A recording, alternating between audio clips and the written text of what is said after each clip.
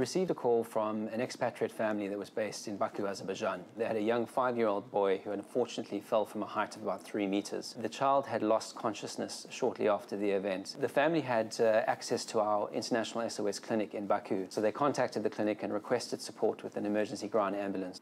Our medical crew did a risk assessment. They made a decision to transfer the child to a local medical facility.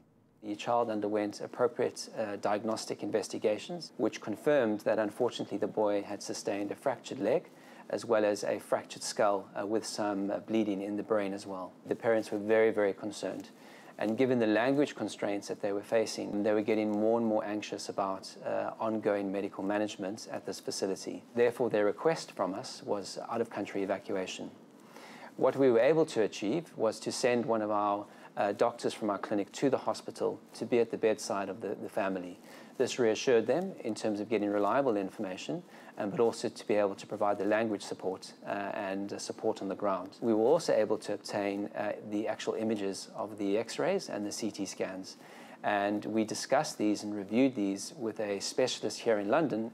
We were able to then reassure the family that we had actually had a remote specialist opinion from a reliable orthopedic surgeon in London, and we were able to advise them that the conservative management plan that had been proposed by the local treating doctor was entirely appropriate. This enabled us to be able to placate the fears of the family, and they were therefore happy to remain locally, together with ongoing bedside reviews on a daily basis until the child was discharged 3 days later.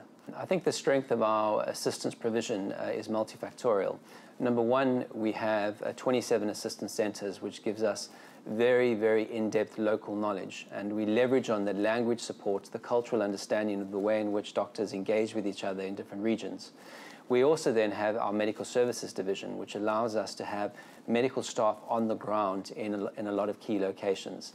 And this ability to be able to support with a bedside review, to obtain information and actually show face value to our members and reassure them at the bedside, I think is an extremely strong factor.